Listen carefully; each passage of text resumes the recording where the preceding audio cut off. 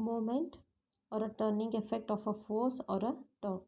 So what its definition says, the moment of a force is equal to the product of the magnitude of the force and the perpendicular distance of the line of action of the force from the axis of rotation. Okay, we'll take an example, then only we will understand this definition. So here is a rigid body. So here is the rigid body which is pivoted at a point O, and here is the force is applying which is horizontally on the body, and here it's create one line, that name I have given AP, and this line only will call a line of action of a force. And this body, it will starts to rotate. Why? Because this body is pivoted, so it will only rotate instead of linear or translation motion. And this body, it will start to rotate through this pivoted point, through this axis.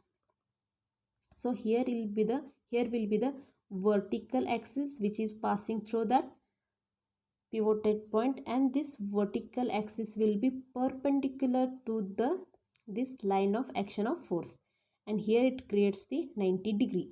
And from pivoted point to line of action, I'll just give the name R.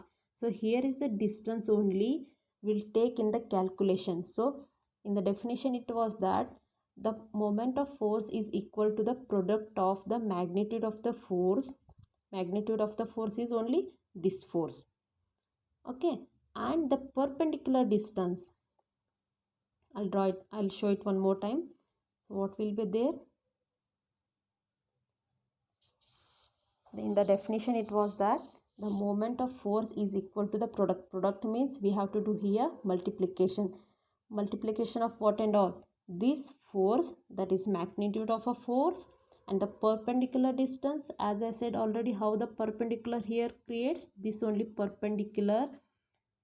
Here is the distance, perpendicular distance of the, this is only, I'll just change the, this is only line of action of force from the axis of rotation. From the axis of rotation, axis of rotation means only that pivoted point.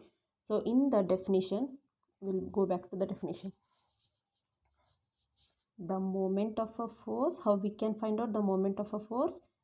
The moment of force is equal to the product. Means here again I'll tell one more time, we have to do multiplication in between magnitude of the force that we only applied horizontally to the body in that figure, and the perpendicular distance of the line of the action of the force from the axis of rotation.